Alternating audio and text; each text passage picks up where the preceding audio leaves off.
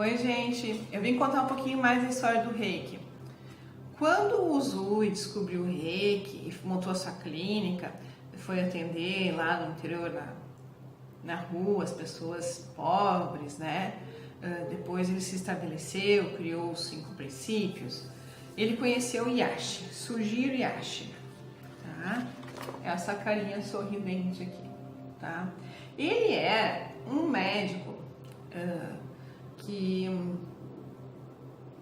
da Marinha Imperial japonesa. Diz a lenda, rege a lenda, que ele caminhava no cais do porto com uma grande tocha, perguntando quais os homens que queriam seguir a luz divina, né? Que queriam restabelecer o contato com a luz. Essa é a lenda do negócio, tá?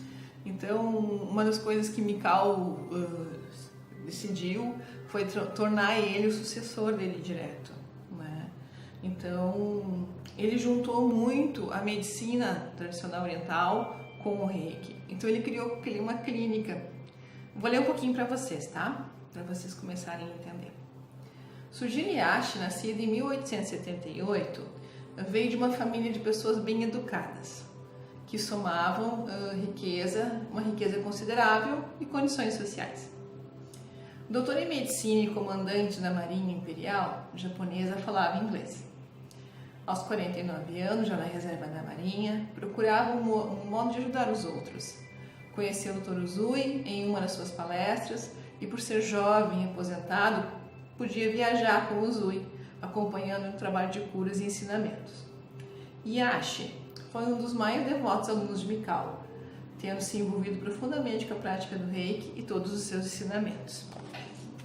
Inclusive, essa questão de acoplar o Reiki à medicina foi Yashi que gerou, tá? Naquela época, o Uzui declarou ele como sucessor direto, né? E com a obrigação, a responsabilidade de difundir a técnica do Reiki da maneira como o Uzui concebeu, né? Redescobriu. E ele juntou essa questão com a medicina e criou uma clínica. Tinha 8 leitos com os quais os reikianos tratavam o problema das pessoas. E nessa clínica, as pessoas recebiam reiki de dois reikianos ao mesmo tempo. Bem legal, né? Naquela época, os riscos cirúrgicos eram muito grandes, já que a penicilina só foi difundida em 1945. E Yashi, em sua clínica, não teve apoio financeiro do governo.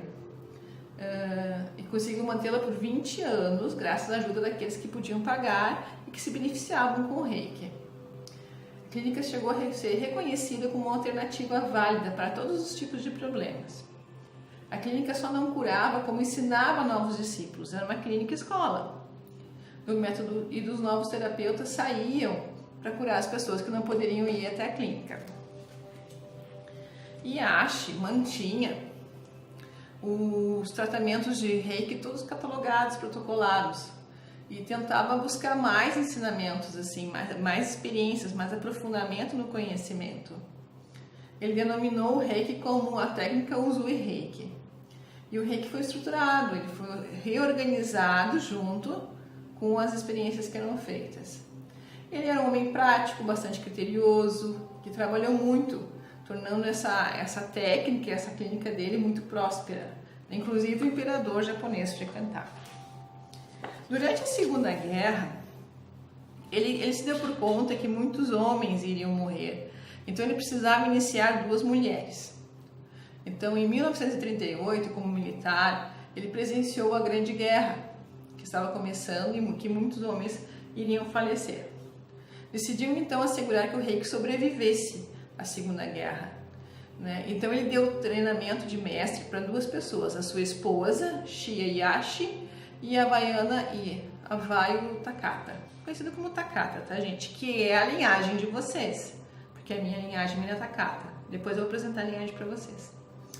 Essa atitude foi ditada pela sua sabedoria interior, pois ele tinha certeza, como militar que fora, que a maioria dos homens seria convocada para servir o seu país. Dr. Yashi tomou a decisão correta, pois ambas sobreviveram.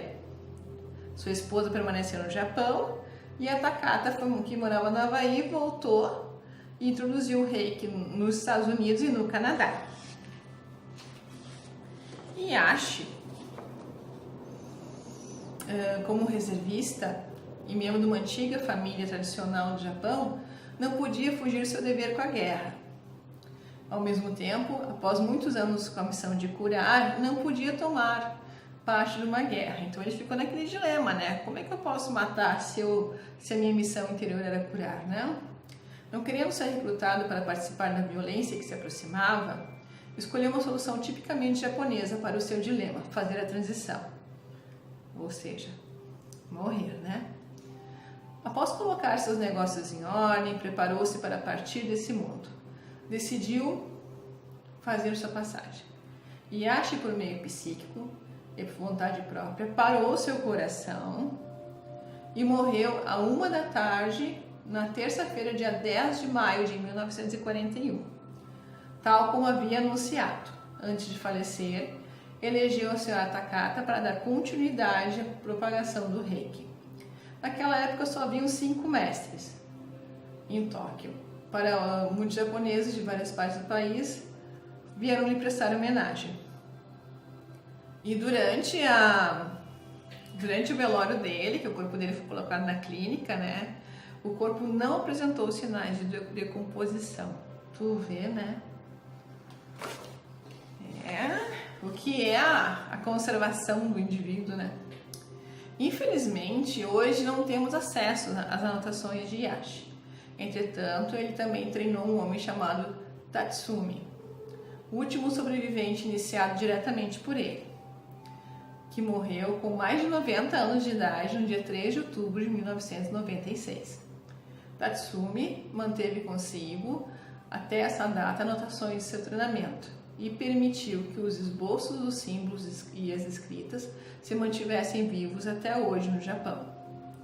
O que chamamos hoje de reiki tradicional japonês, que difere um pouco do sistema Usui divulgado no Ocidente pela mestra Takata. Aí o reiki se abriu duas vertentes, né, gente? Por isso que eu explico lá no nível 2 a questão dos símbolos serem diferentes. Em alguns reikis, vocês vão ouvir falar: ah, meu símbolo não é igual ao do fulano. Daí lá no nível 2 eu explico como é que esse negócio funciona. E algumas técnicas que ele fez e ele passou para a Takata foi a união do reiki com a medicina, a técnica de circulação sanguínea e o bombeamento de energia. Então, gente, esse carinha aqui, né, ele é muito importante para nós. Ele é o primeiro sucessor de quem redescobriu o reiki. Tá? E foi ele que veio, vou mostrar para vocês aqui que legal aqui, ó. Olha as carinhas, né? Então veio do Mikao Usui, pro Yashi e pra Takata. Agora no próximo vídeo eu vou falar sobre a Takata para vocês. Tá legal? Até!